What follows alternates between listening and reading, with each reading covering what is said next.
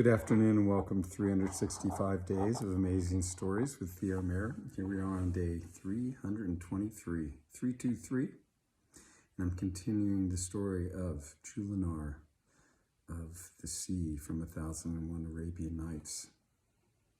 Now you might remember that all this commotion was taking place because of Jahara, the former king Al-Shamandal's daughter. Al-Shamandal had been, taken off his throne by Sa'i and his men and made a prisoner in his own kingdom. A lot had gone on. Badir, he hated to hear that this commotion was taking place on account of him. And though he had created it, he didn't want to deal with it and be responsible for it. So he fled to an island. And when he got to this island, he came out of the island, sat beneath the tree, and it happened to be the same island and the same tree where Jahara had fled to. And she had heard of all the commotion and had feared for her life. Now it just so happened, as fate would have it, that Badir looked around and looked up. And as his eyes are adjusting to seeing into the branches of the tree, he sees there Jahara in the branches. She's peering down at him. He doesn't speak a word, but a lot goes on between their glances. He obviously finds her incredibly beautiful, and she does the same. She just is like, oh my God, what a beautiful young man, she thinks to herself. Well, Badir is thinking the same thing about her, except of course not a man, a woman. What a beautiful young woman. In fact, he thinks to himself, if this is not Jahara herself, then, well, how can there be a more beautiful woman? And if there is a more beautiful woman, my heart is captured at this point anyway.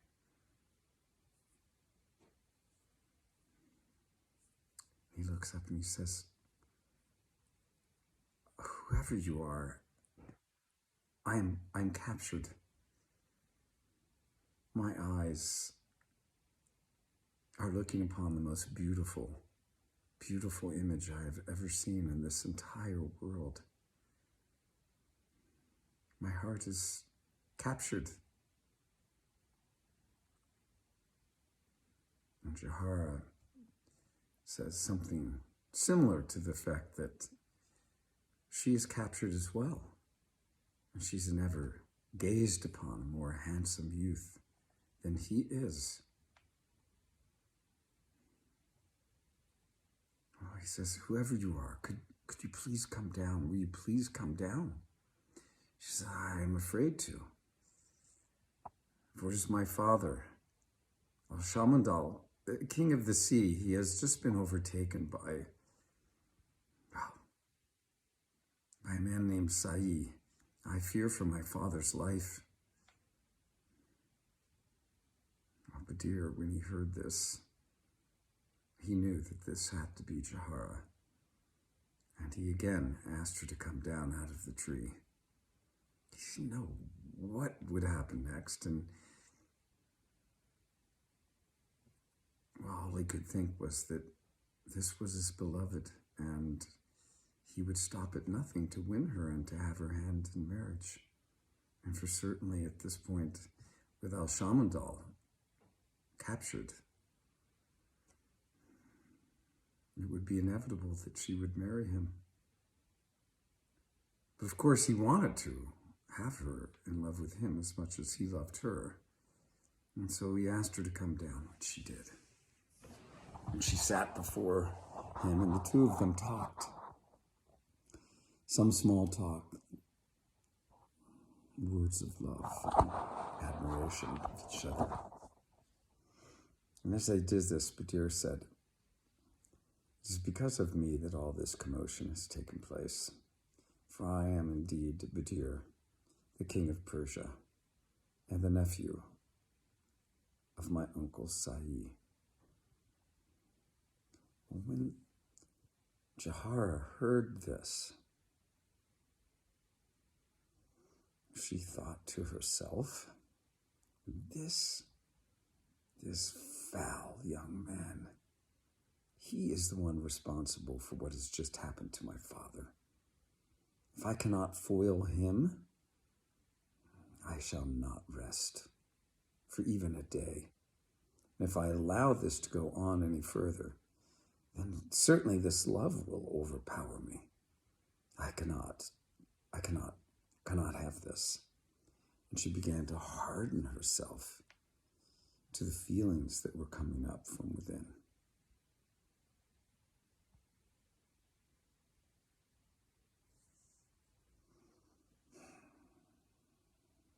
She didn't show it.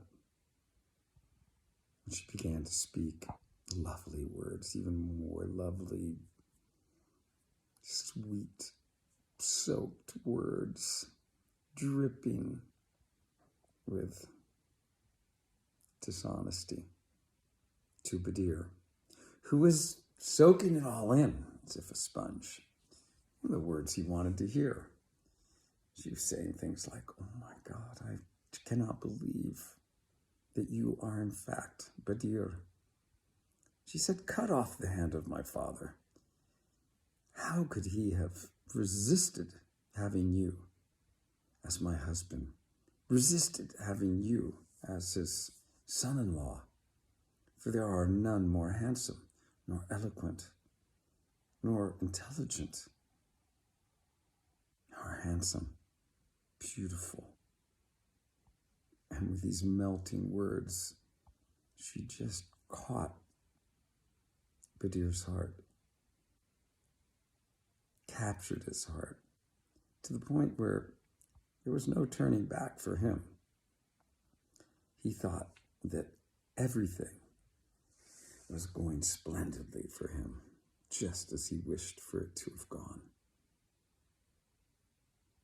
Jahara had come closer to him as all this was going on. She reached out to him, touched him on his shoulder. She came up a step closer. Their faces were just inches apart. She pulled a hand around his back, the small of his back, and she pulled him in close to her.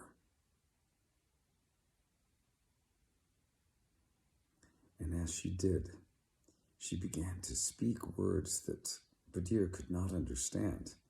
Her face went from being one of love and tenderness to being one of a gesture that was likened to perhaps a witch.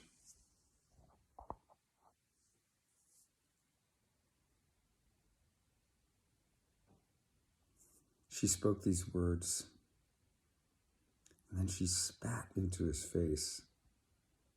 And she said, leave your human form and become. And we'll leave the story there. Find out what is it that he is going to be turned into, if she has the power to do so. But what a turn of events. Talk about a broken heart. I think here we may have one. Okay, join tomorrow, find out what happens next. Have a good rest of your day or evening.